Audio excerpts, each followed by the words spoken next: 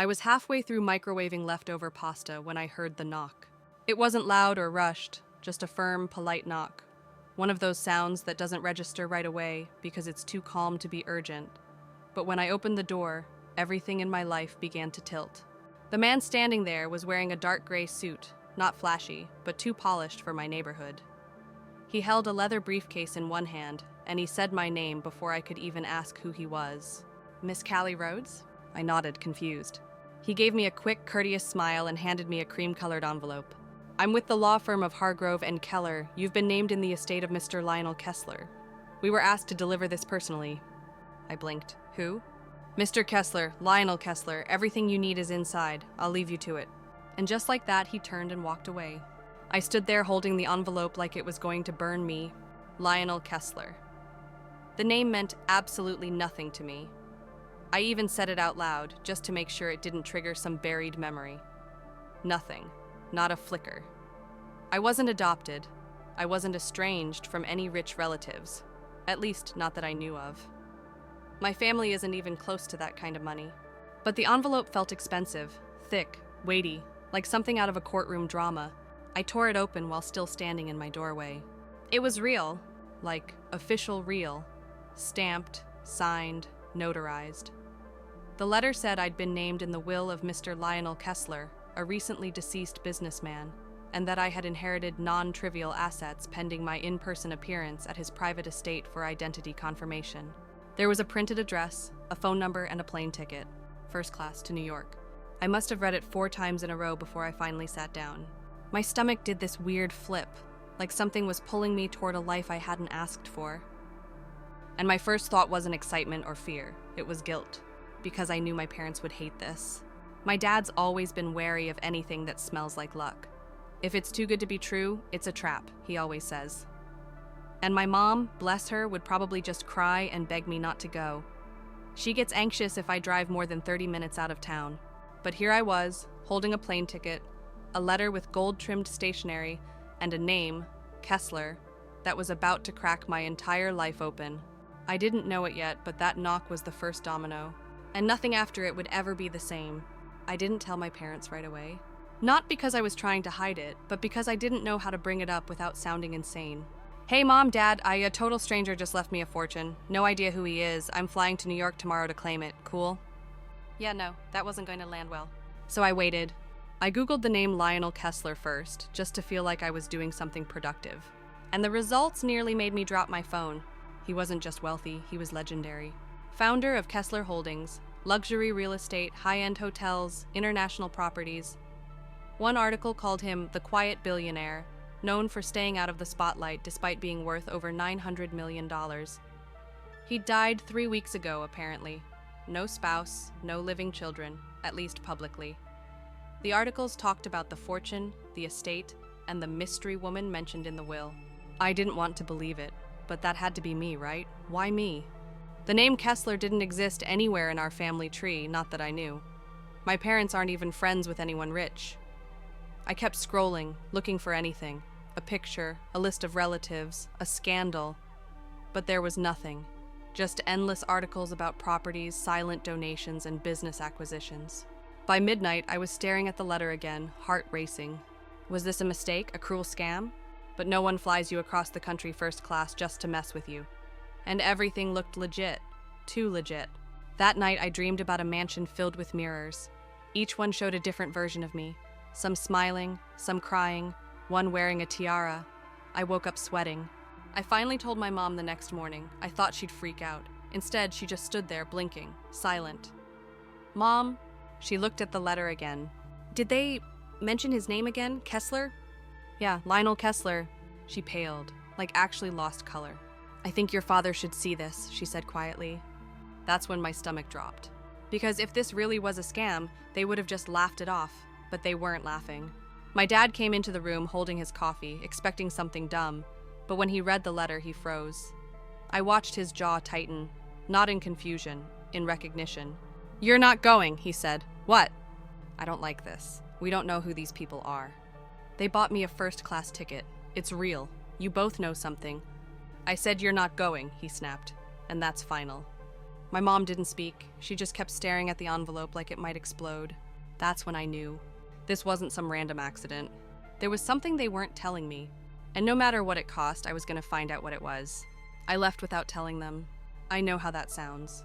And believe me, it wasn't an easy decision. I've never even yelled at my dad, let alone gone behind his back. But after that conversation, I knew if I waited one more day, they'd find a way to stop me. And deep down, I think they were hiding something big. I packed a small bag, wrote a note. I'm okay. I need to do this. Please don't worry.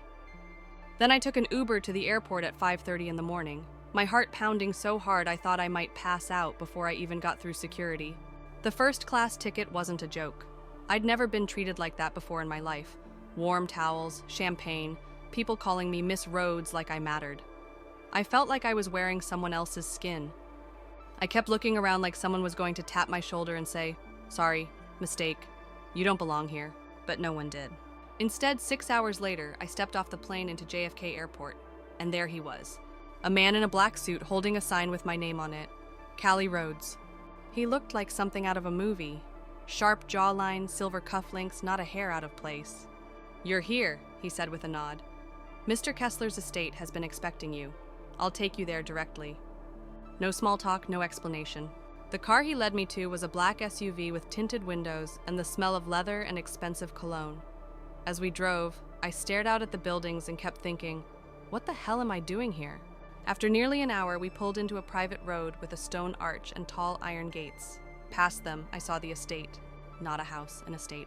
It looked like a castle. Sprawling wings, limestone walls, trimmed hedges so perfect they didn't look real. My throat went dry. I thought this was going to be a weird inheritance meeting in an office. I didn't expect this. The driver didn't park. He pulled up to the front steps and got out to open my door like I was some VIP. And that's when I saw them. 2 people standing on the steps. An older woman with sleek gray hair and a silk scarf, and a girl, maybe my age, with piercing green eyes and a look that could kill. They were both watching me like they already knew who I was, like they'd been waiting. And in that moment, I didn't feel like a guest. I felt like an intruder. I barely had time to step out of the car before the girl on the steps rolled her eyes and muttered something under her breath. The older woman, however, came forward with a rehearsed smile that didn't quite reach her eyes. "You must be Callie," she said. "I'm Evelyn, Mr. Kessler's estate executor and longtime associate. And this," she gestured toward the girl, "is Sloane." Sloane didn't move. She just looked me up and down like I was dirt on her designer shoes. "Hi," I said awkwardly, trying not to shrink under her stare. "Nice to meet you." No response, just a slow blink. Evelyn ignored the tension and motioned toward the massive doors. "Come in. We've been expecting you." That phrase again. "We've been expecting you," like I was some missing puzzle piece. The moment I stepped inside, I felt like I'd entered another world. Marble floors, vaulted ceilings, artwork, I'm sure costs more than my childhood home. The silence in the house wasn't peaceful, it was clinical, controlled. Like even the air had to be approved by someone before I could breathe it. Sloane stayed a step behind us the whole time, her heels clicking against the floor like a metronome of judgment. She didn't say anything, but I could feel the hostility coming off her in waves. Evelyn gave me the quick tour, library, parlor, conservatory, like this was all perfectly normal. Meanwhile, I was trying not to stare at the oil portraits hanging on the walls. One of them caught my eye and stopped me in my tracks. A man, mid-60s maybe, strong features, silver hair, kind eyes. And if I'm being honest, something in his face looked familiar. "That's Lionel," Evelyn said quietly, stepping beside me. I didn't know what to say. The man in that painting was a stranger, but there was something unsettling about how my eyes kept getting pulled back to him. A heaviness settled in my chest. "Come," Evelyn said. "There's something we need to discuss before the reading of the will tomorrow." We walked down a long hallway into a study that looked straight out of a movie. Dark wood paneling, floor-to-ceiling books, a decanter of something amber on a side table. Sloane lingered in the doorway but didn't enter. Evelyn closed the door and sat across from me. "I know this must all be overwhelming," she began. "But it's important you understand something. Mr. Kessler believed you were his daughter." I almost laughed. "What?" "He had reason to believe that there was a switch, a mistake, at the hospital when you were born. We have documents, records. Mr. Kessler spent years searching, quietly, discreetly, to avoid causing harm." My stomach flipped, my ears started to ring. That's not possible. Evelyn's expression softened. Callie, I know how this sounds, but Mr. Kessler had no biological children on record. Yet 2 years ago, a confidential tip led him to you. He never had the chance to confirm it himself, but he instructed us to reach out after his death. I sat there frozen. I couldn't feel my hands. I glanced over at Sloane in the doorway, her arms crossed, her eyes blazing. I didn't know what her story was, but from the way she looked at me, one thing was clear. Whatever I was walking into, she believed I was here to take something from her. I couldn't sleep that night. The guest room they gave me was bigger than my entire apartment back home, but I felt like I was drowning in silence. Every polished surface reflected my own confusion back at me. The room smelled like lavender and money. I wanted it to smell like my mom's detergent. I kept staring at the ceiling, thinking about Evelyn's words. He believed you were his daughter. A switch at the hospital. It sounded like a soap opera plot, the kind of thing people rolled their eyes at in movies. But something inside me, something quiet and ancient, whispered that it might be true. 'Cause suddenly, little things from my childhood didn't feel so little anymore. The way my dad used to hesitate before saying "my daughter" in public. How I was the only one in the family with green eyes. The time a stranger at the grocery store once said, "You look just like someone I used to know." And my mom pulled me away before I could ask who. Back then, I didn't think twice, but now, I needed answers, real ones. The next morning, the house felt different. Like the walls knew I didn't belong. Staff barely looked me in the eye. Sloane was at breakfast already, picking at a grapefruit like it had personally offended her. She didn't say anything when I sat down, just smirked.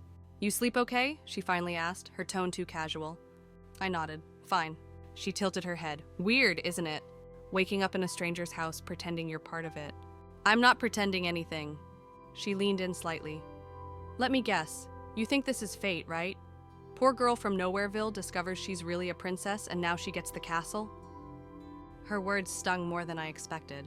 'Cause yeah, some part of me had wanted to believe this was a fairy tale. But Sloane wasn't finished. "You don't know what you're stepping into. You think my father just found you by coincidence? You think none of this was orchestrated?"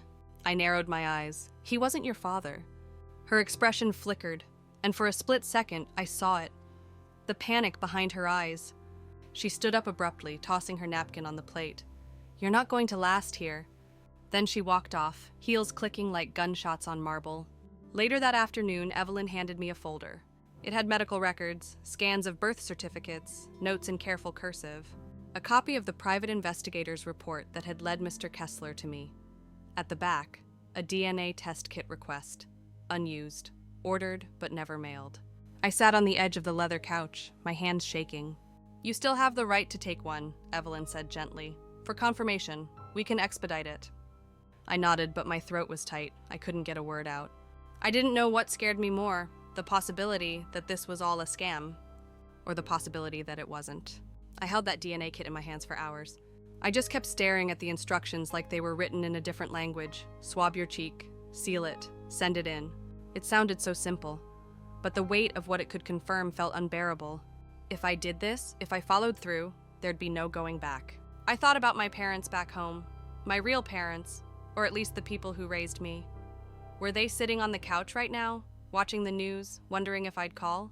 Were they scared I'd vanish into this mansion and never come home? Did they already know what I was about to find out? That night, Evelyn brought in a doctor, discreet, private, flown in from the city. She didn't explain much, just said, "He'll take the sample. It's safer that way." The man was polite, clinical, and cold. I sat on the edge of the same leather couch from earlier, hands clenched, jaw tight. "Just a quick swab," he said. And just like that, it was done. The sample went into a tamper-proof envelope and was sealed right in front of me. I signed the flap. "It'll be rushed," Evelyn said softly. "We'll have results within 48 hours." When the doctor left, I wandered the halls in a daze. This place was like a museum. Ancient furniture, oil paintings, the kind of wealth that didn't even try to be modern. The silence here wasn't peaceful. It was watchful. Like the walls were waiting for something. I ended up in the study again, staring at Lionel's portrait. I don't know what came over me, but I whispered, "If you really were my father, why didn't you come find me sooner?" His face didn't answer, but something in me stirred, like I was asking a question that didn't want to be answered. That's when I heard the piano, just a soft note like someone testing a key. I followed the sound down the corridor and into what must have been a music room. And there she was, Sloane, sitting at the grand piano in a blood-red robe, slowly pressing a single key again and again. She didn't look up. "You're not the first one," she said quietly. I froze. "What?" She finally turned. Her eyes were glassy, not angry, just hollow. "He did this before. Brought girls here, said they might be his, had them tested, promised them something, then sent them away when the results came back wrong." I stared at her, my heart pounding. "But they weren't you," she added. She stood up, walked past me like I was a ghost. And just before she left the room, she whispered, "So if the test says you are, just know you're not lucky. You're next." I didn't sleep again. Not really. I just laid in that oversized bed, blankets pulled to my chin, staring at the carved ceiling. My body was in a mansion, but my brain was still stuck in the hallway where Sloane whispered that last line. "You're not lucky. You're next." Next for what? By morning, the tension in the house had thickened into something I could feel. Even the staff moved more quietly, like they knew something was coming and didn't want to be caught in the blast. The results were supposed to arrive that day. Evelyn didn't say it directly, but I could see it in her eyes. She was bracing for impact. She didn't hover like the day before. She just stayed in her office, making phone calls, watching the clock. Sloane was nowhere to be found. I wandered again. The estate was enormous, but I couldn't shake the feeling that no matter where I went, I was being watched. The security cameras. The housekeeper who seemed to appear around every corner. The butler who kept asking if I needed help finding the library when I wasn't looking for books. I didn't belong here, no matter what the DNA said. But I couldn't leave either, not yet. I found myself back in the study. Again. That room had a strange pull, like it was the only place that allowed me to think without judgment. Lionel's portrait loomed above the fireplace, his expression unreadable. Not kind, not cruel, just observing. I sat down and stared into the fire. My whole life, I'd thought I knew who I was. Callie Rhodes, daughter of a mechanic and a receptionist. Small-town girl, basic, ordinary, no secrets, no drama. And now, I was either the heir to a billionaire's empire or the final casualty in some twisted, unfinished game. I didn't know which scared me more. A quiet knock at the door broke my spiral. Evelyn stepped in, envelope in hand. Her expression was unreadable. "It's here," she said. I stood slowly. My legs didn't want to cooperate. She placed the envelope on the desk in front of me. Her fingers lingered on it for a second longer than necessary. Then she stepped back. "This is your choice," she said. "No one will open it but you." I looked at the envelope like it might bite me, then I picked it up. My name was printed neatly on the front. Underneath it, a sticker with the lab's seal. Everything about it screamed real. I slid a finger under the flap, my heartbeat in my ears. Inside a single page. I unfolded it, eyes scanning lines I barely understood, until I reached the part that mattered. Paternal match, 99.98%. Subject A, Callie Rhodes. Subject B, Lionel A. Kessler. Result, confirmed biological relation. My vision blurred, my knees buckled slightly. He was my father. He was my father. I looked up at Evelyn, but I couldn't speak. Her eyes softened. No surprise. No doubt. Just confirmation. "I'm so sorry," she said like she meant it. And that's when I realized I didn't feel joy, or relief, or vindication. I felt grief. Grief for a man I'd never known, for a life I'd never lived. And for the two parents back home who had loved me like their own, even when maybe they'd known I wasn't. I held the page in shaking hands and whispered, "What do I do now?" Evelyn didn't answer, because the truth was, there was no answer. Only consequences. Word travels fast in a house like that. I hadn't even left the study before I felt it. The shift, the change in the air. Suddenly doors didn't open as easily. Staff who once smiled gave tight nods. And Sloane, well, she didn't pretend anymore. She cornered me later that afternoon in the garden. Manicured hedges, perfectly symmetrical roses, like even nature was told how to behave. She wore all white, like some twisted angel of vengeance. "So," she said, arms crossed, "it's true." I didn't respond. I didn't have the energy to explain the impossible to someone who already hated me. "You think this changes anything?" She spat. "You think a piece of paper makes you his daughter? That it makes you family? I stared at her. I didn't ask for this. No, she said coldly. But you're going to take it. All of it. The estate, the name, the money. Everything I grew up knowing would be mine. I didn't even know he existed until 3 days ago. And yet here you are, she snapped. Sleeping in his house, going through his things, looking at me like I'm the intruder. I opened my mouth to respond, but the words just died. Because deep down, I did feel like an intruder. No matter what that DNA test said, this wasn't my world. I didn't grow up in private schools or wear monogrammed silk. I didn't know which fork to use or how to order wine or when to sit or stand when someone with a title walks into a room. I'm not trying to take your place, I finally said quietly. I'm just trying to understand mine. Her lip curled. There's no place for you here. She walked away without another word. And maybe it was just me, but as she passed the garden gate, it felt like even the air followed her, like the house itself had chosen a side. I wandered back through the halls, each chandelier and antique feeling heavier than the last. Every step I took echoed too loud, like the walls were warning me, you don't belong here. Later that evening, Evelyn gave me another folder. This time, it wasn't test results. It was documents, legal ones. You'll want to review these, she said carefully. Mr. Kessler revised his will after the investigation began. If you choose to claim what's legally yours, you'll inherit the majority of the estate.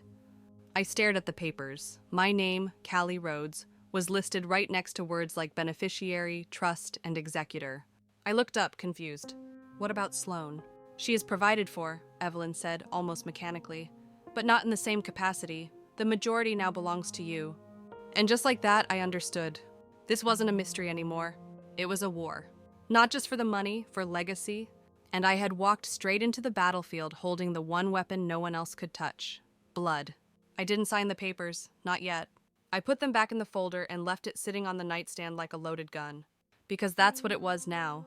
Not a gift, not an opportunity, but a weapon. And everyone in that house knew I was the only one who could pull the trigger. The next morning, I woke up to find the house colder. Literally. The thermostat in my wing had been turned down to freezing. My toiletries were missing from the guest bathroom. My breakfast didn't arrive. Petty things, but intentional. I found the butler and asked if there had been a mistake. He wouldn't look me in the eye. I believe Miss Sloane requested a few adjustments, he muttered. She wasn't even being subtle anymore. I considered confronting her, but what was the point? She didn't want a conversation. She wanted me gone, erased. But I wasn't ready to leave. Not because of the inheritance, not even because of Lionel. I needed something else now. Truth. I couldn't go back to my parents with nothing but questions.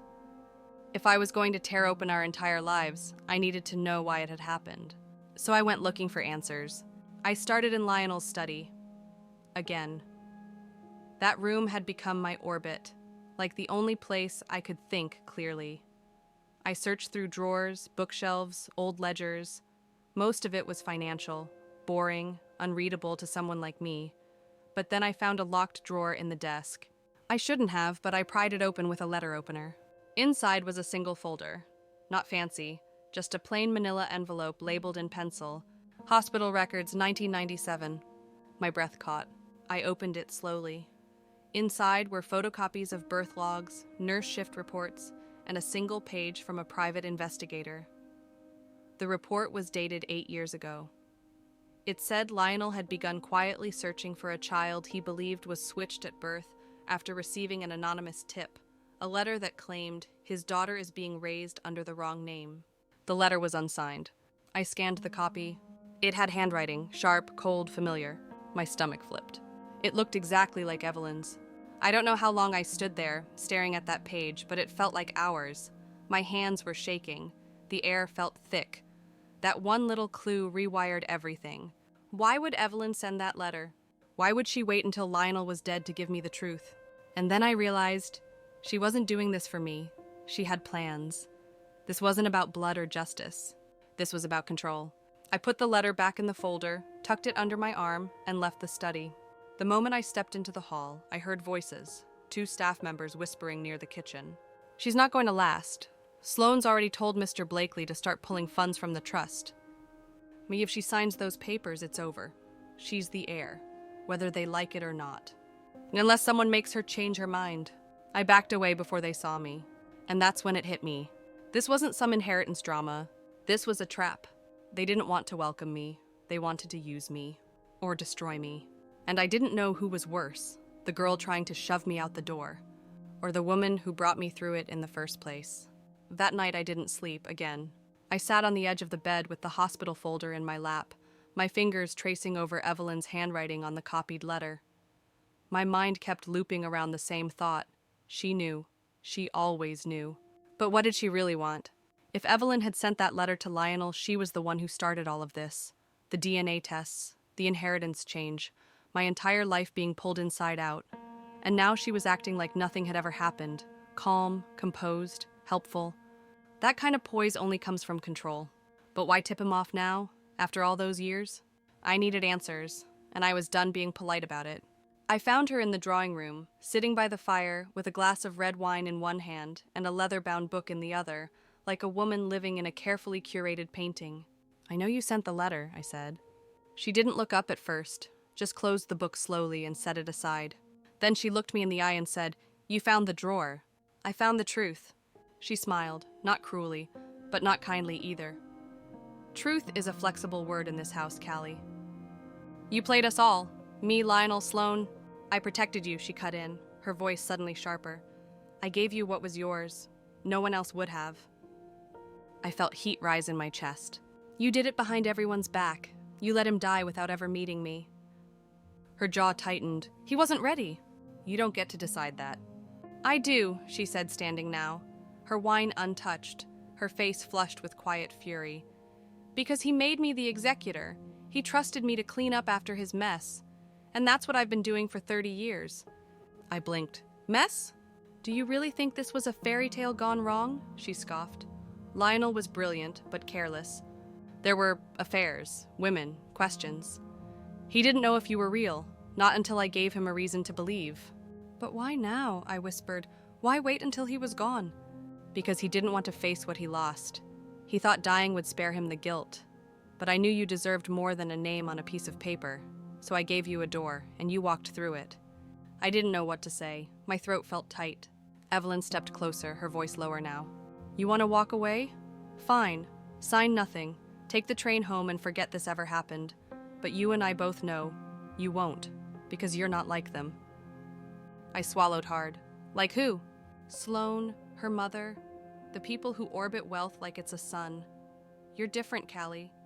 You came here not for money but for answers. That's what makes you dangerous. That's why she's afraid of you." I wanted to deny it, to say I wasn't dangerous, that I didn't want this twisted kingdom. But a part of me, deep down, wasn't sure anymore. Evelyn stepped back toward the fire, staring into it like it might absolve her. "You can still walk away," she said quietly. "But if you stay, you better understand something. Truth is never clean, it's jagged. And once you pull on it, it cuts. Everyone." Then she looked over her shoulder at me and added one final line that would haunt me for days. "You're not the only one with something to lose now." I left the next morning. Not forever. At least, that's what I told myself. I needed air, space, reality. I needed to feel the weight of something real under my feet again.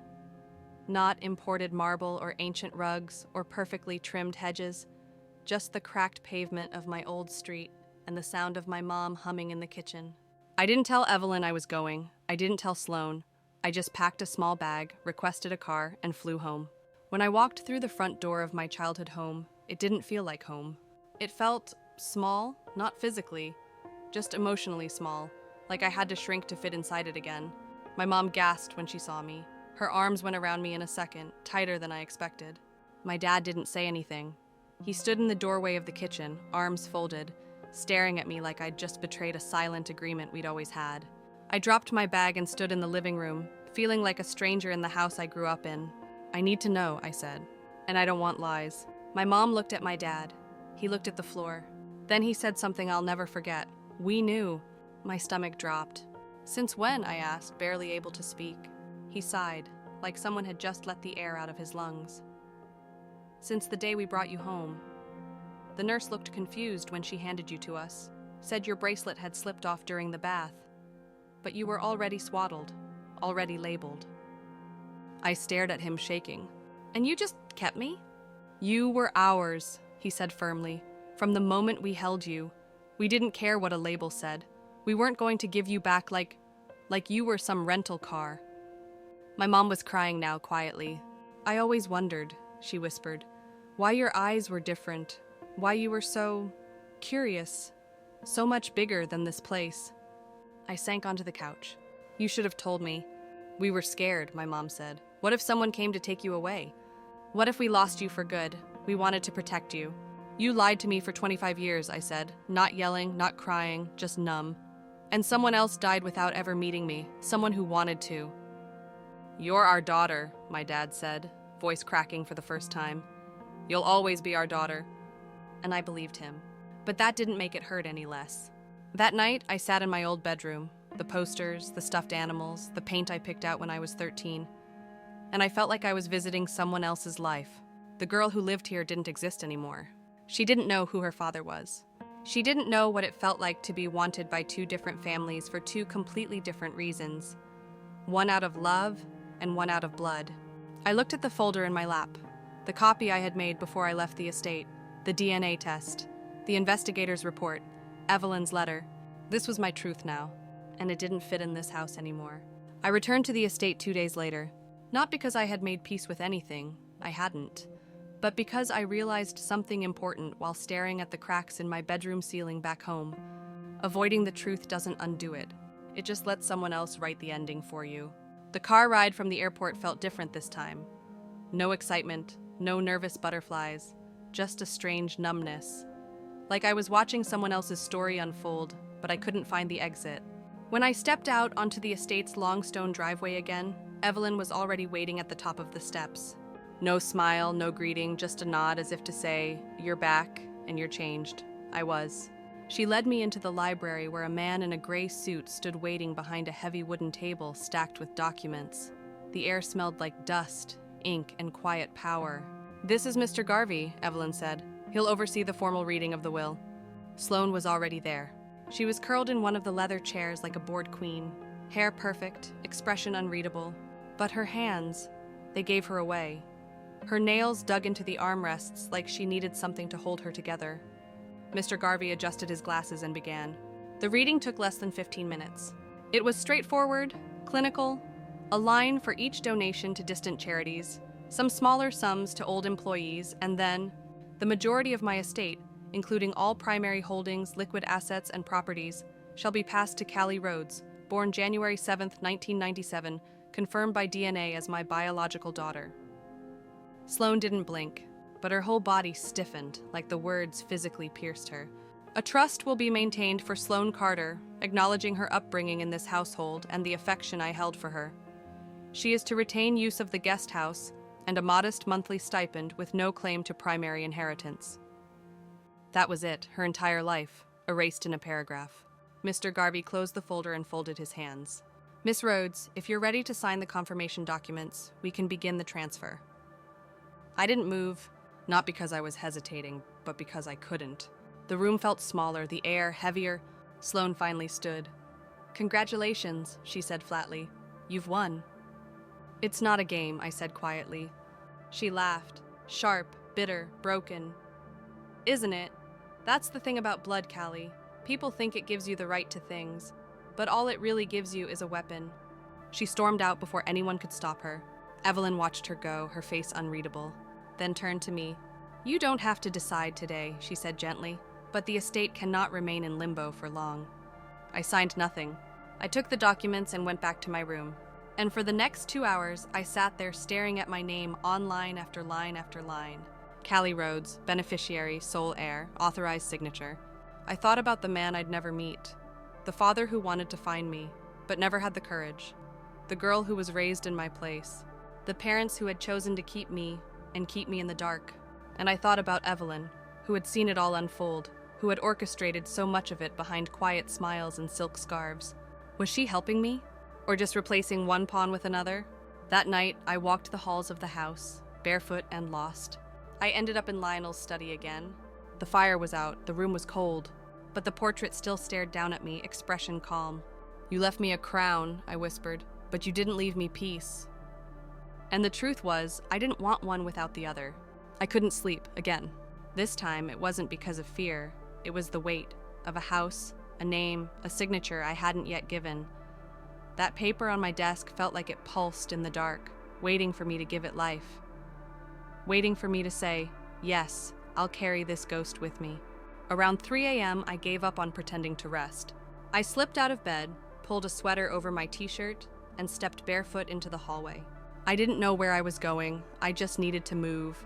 My feet took me back to the East Wing, the one nobody used anymore. It was colder there, the lights dimmer.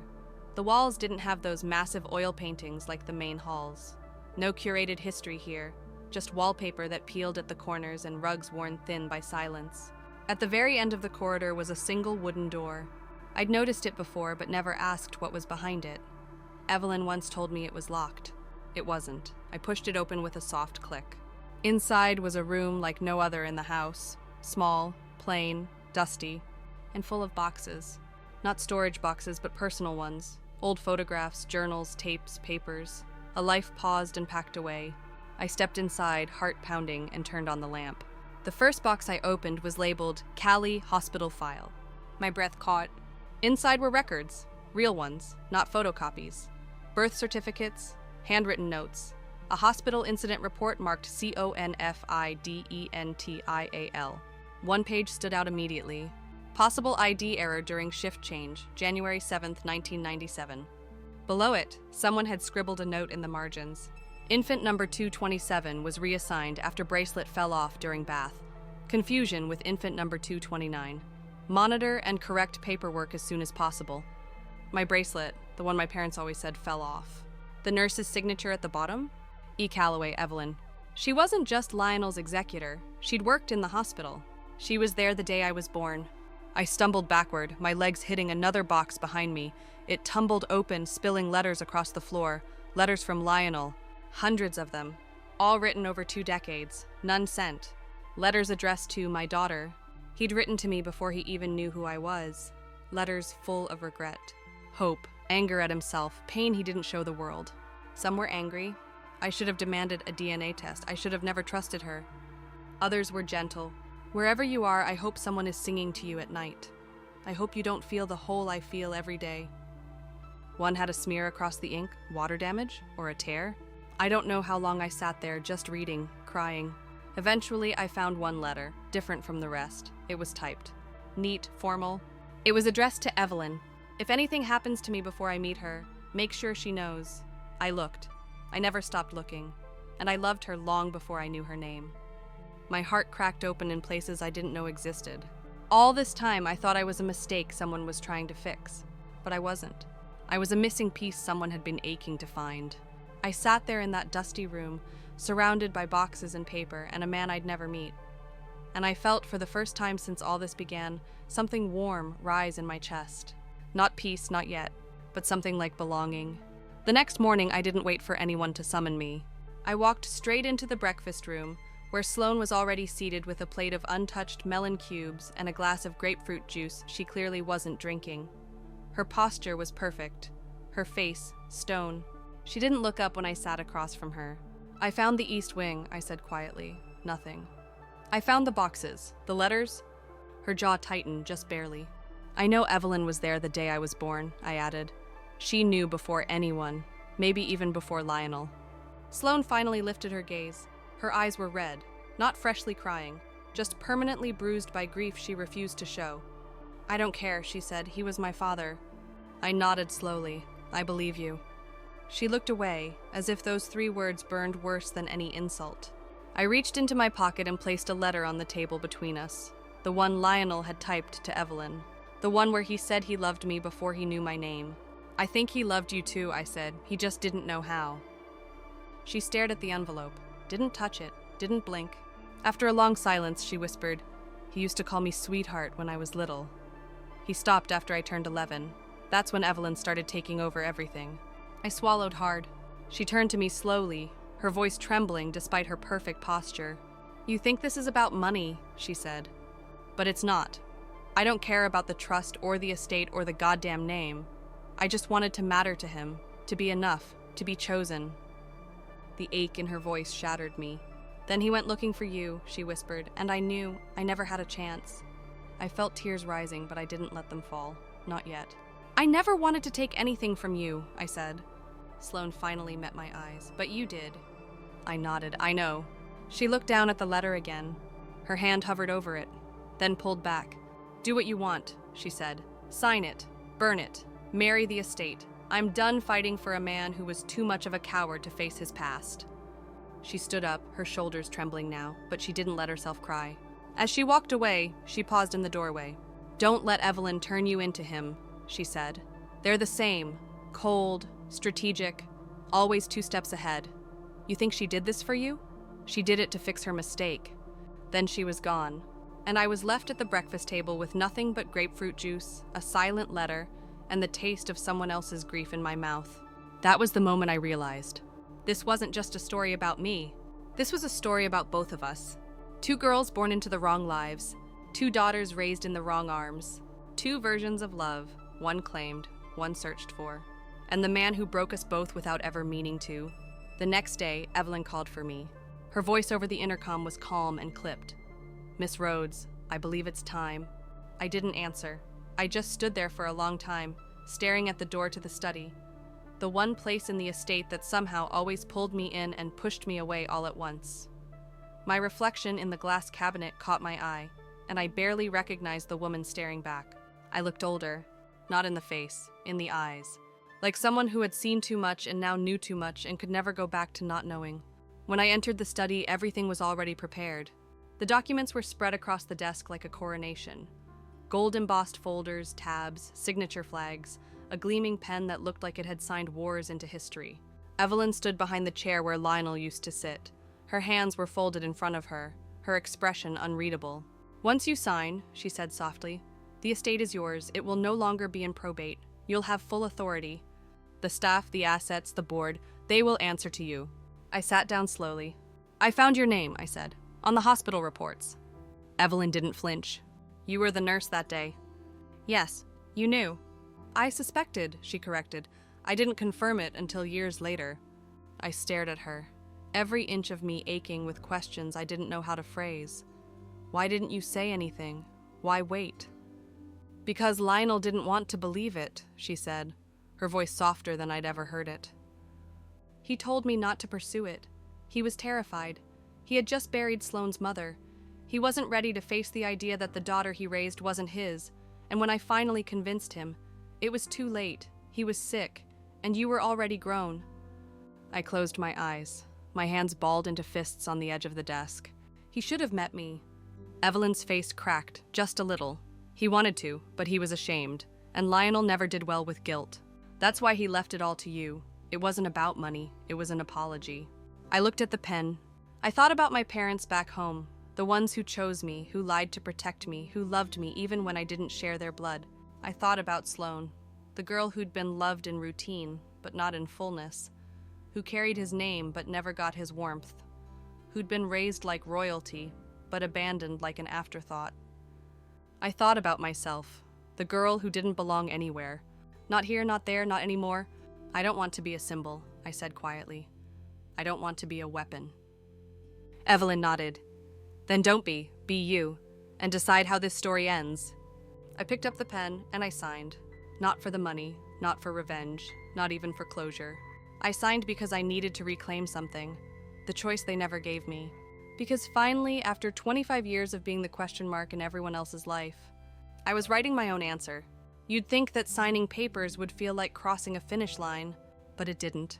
It felt like stepping through a door, only to find 1,000 more waiting. The next morning, the staff addressed me differently. Miss Rhodes, your car is ready. Miss Rhodes, the board would like to schedule a meeting. Miss Rhodes, the architect from Barcelona is awaiting your call. Every room I entered quieted. Every eye followed me just a moment too long. I wasn't a person anymore. I was a presence. The living echo of a man they'd served, loved, feared, or resented. And now I wore his name like a borrowed suit that didn't quite fit. The estate was mine. The empire too. But peace, belonging? Still missing. Sloane disappeared the day after I signed. Evelyn said she'd gone to stay in the guest house for a while. She needs space, she said. Let her process this her way. I wanted to believe her, but I knew better. Sloane didn't process. She planned. So did I. Over the next few days, I didn't touch the fortune. Not the stocks, not the properties, not even the trust. Instead, I started reading. Everything. Lionel's files, company reports, old letters, handwritten notes left in margins of legal documents. I needed to know what I had signed into, what he had built, and what he'd ignored. One file in particular caught my eye, a set of grant applications from small, crumbling community centers, rejected with the same cold form letter, same stamp, same dismissal. One of them was from a shelter less than 10 miles from my childhood home. I remembered passing it every day on the school bus, peeling paint, broken windows, kids sitting out front who looked more tired than I ever had. They had asked Lionel for help. He'd said no. That night I wrote a check. Not from the trust, not from the company, from me. A donation big enough to rebuild the shelter from the ground up. No nameplate, no headlines, just quiet impact. And for the first time, the estate didn't feel like a chain. It felt like a key. I sent out 6 more checks the following week. All quiet, all personal, all to places that had been ignored or forgotten in the chaos of Lionel's world. And then, I knocked on the door of the guest house. Sloane answered. She looked like hell, eyes tired, hair messy, barefoot, no armor. "What?" she asked flatly. "I'm not here to fight," I said. "I'm here to fix something." Her laugh was dry. Too late for that. I handed her a folder. Inside, a letter I'd written, naming her co-director of the new foundation I was setting up. Not a pity gesture, not a payoff, a partnership. "You know this world better than I do," I said. "You know where the rot is. You grew up in it. Help me change it." She stared at the folder, then at me. Her lips parted like she wanted to argue, but for once she didn't. She just nodded almost imperceptibly. "You're still a pain in the ass," she muttered. "Good," I said. "So are you." I turned and walked away, not needing her to thank me. The truth was, I wasn't doing it for her, or for Lionel, or even for the past. I was doing it to build something new, something cleaner than the empire I'd inherited. The rebellion didn't have to be loud. Sometimes it starts with a signature, and continues with what you do next. I thought signing the will would be the end of the scrutiny. It wasn't. If anything, it made me a target. The press didn't find me right away. Evelyn had made sure of that. No public obituary, no shareholder leaks, no headlines screaming, "Illegitimate heiress claims billionaire's fortune." But even silence has a shelf life, and ours was starting to crack. It began with a single email. A reporter from a financial magazine sent a polite inquiry, claiming to be curious about the sudden restructuring of Kessler Holdings. I didn't reply. Evelyn said to ignore it. But 2 days later, 3 more came in. Then a blog post appeared speculating about a secret daughter and an inheritance shakeup behind closed doors. And just like that, the wolves began circling. I was still learning how to navigate the internal boardroom politics when Evelyn pulled me aside after a strategy meeting. "They're watching," she said, "and they'll keep watching, waiting for you to slip." "Who?" "The ones who think you don't belong, old money, old blood. The people who smile at you in meetings but would burn you down over a glass of brandy afterward." I didn't ask how she knew. I already knew the answer. She'd been circling these people her entire life. She trained them. "Then let them watch," I said, my voice calmer than I felt. "I won't give them anything." But part of me already had, because the closer I looked, the more cracks I saw. In Lionel's empire, in his network of polished lies and manicured loyalties. There were deals made under the table, charities funneled to friends, invoices paid to companies that didn't seem to exist. It wasn't just wealth, it was damage control. I started asking questions, too many, and people noticed. One night, a sleek black car pulled up outside the estate unannounced. I assumed it was a delivery, but the man who stepped out wasn't holding flowers or food. He was holding a small envelope. "For Miss Rhodes," he said with a slight bow, then turned and left before I could ask anything. The envelope had no return address. Inside was a single photo, a grainy image of my mother, taken 2 days ago, shopping, alone, looking over her shoulder. On the back, in neat black ink, "Know your place." My hands went cold.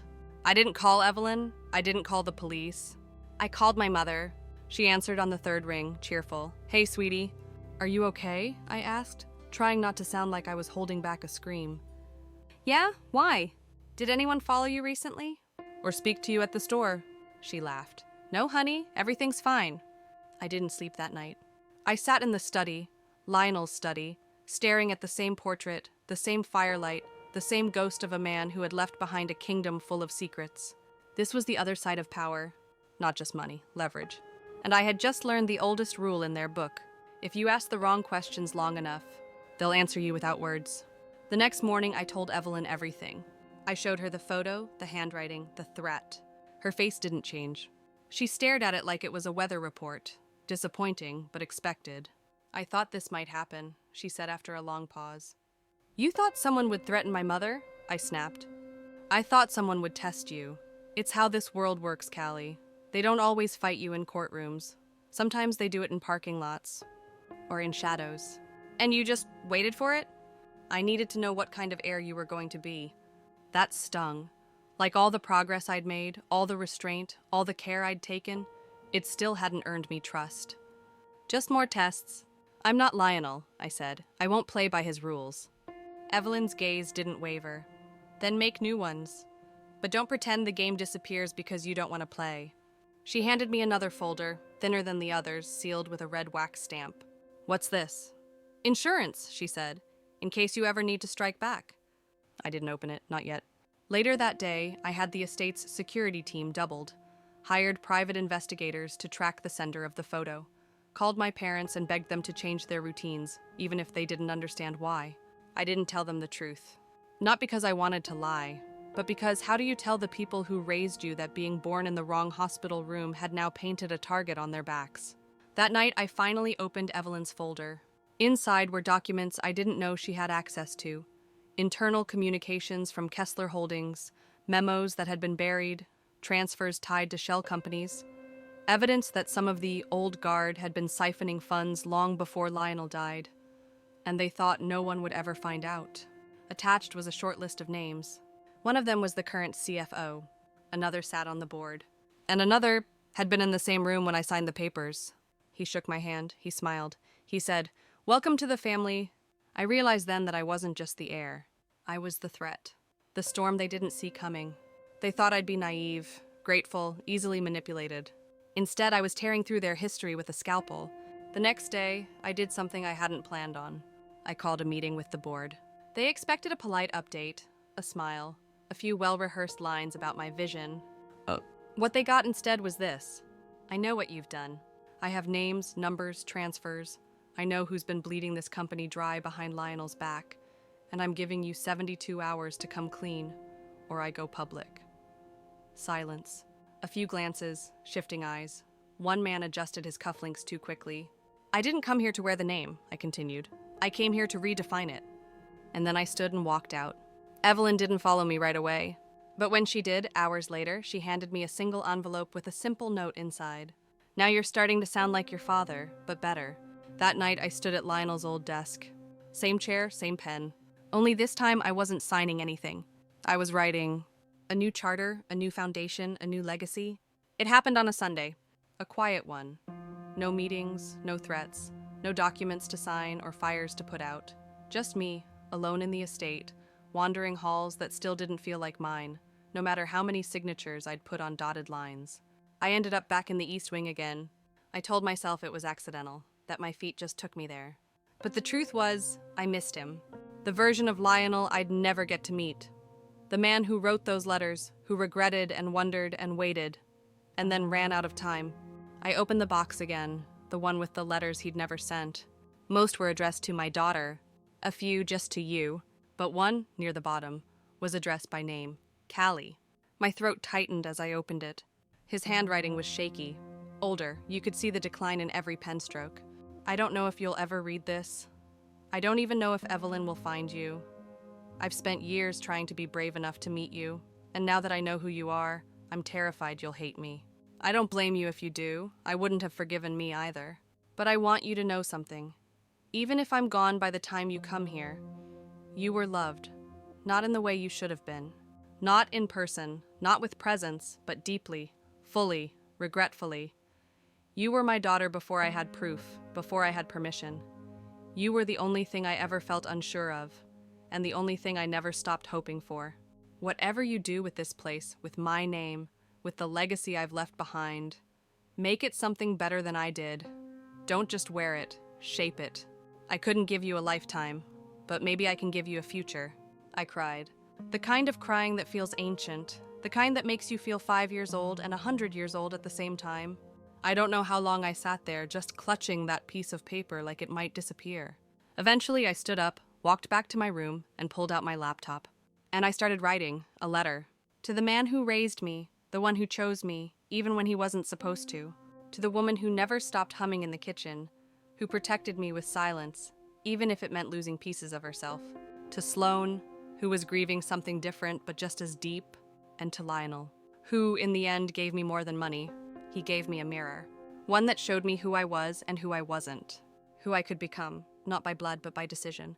I never sent those letters, but I didn't need to. Because writing them was enough to make the past stop echoing and start resonating. The first thing I did was change the locks.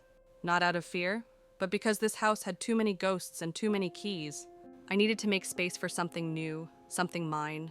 I sold off 3 properties under Kessler Holdings that had been rotting in the company portfolio for years.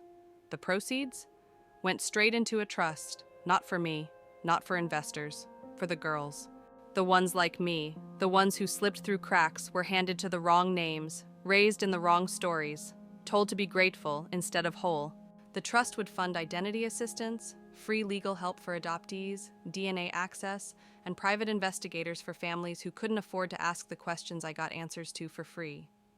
It wasn't penance, it was purpose, and it gave me breath again. Sloane eventually returned to the main estate, not as a guest, not as an enemy, but as something in between. She never said thank you, never apologized, but she stayed. She took meetings with me. She helped redesign the foundation's branding. She showed up at the shelter reopening with sunglasses and a bitter joke about allergies when her eyes welled up. That was enough. As for Evelyn, she stayed on at my request. Not as a puppet master, not as a handler, but as someone who owed debts, not just to me, but to the truth. I made her sit down with a group of lawyers and document everything she'd done. Every signature, every silence, every time she changed a fate with a pen stroke. We sealed it and filed it in the Foundation's archive. So no one would forget how easily one person can rearrange a life. I visit my parents every few weeks. It's not perfect. There's an ache between us now, a quiet one, but they try and I try, and that's enough too. My mom keeps asking when I'll slow down. My dad still won't talk about Lionel. I don't push. They didn't choose this ending. Neither did I. But I'm choosing what happens next. And that's the point. It's not about who raised you, or who lost you, or even who tried to find you too late. It's about who you become once you know the truth, and what you're brave enough to build with it. So I stay, not because the house is mine, but because the future is. And I've finally stopped asking, who am I? Now I ask, what will I do with what I've been given? And then I do it.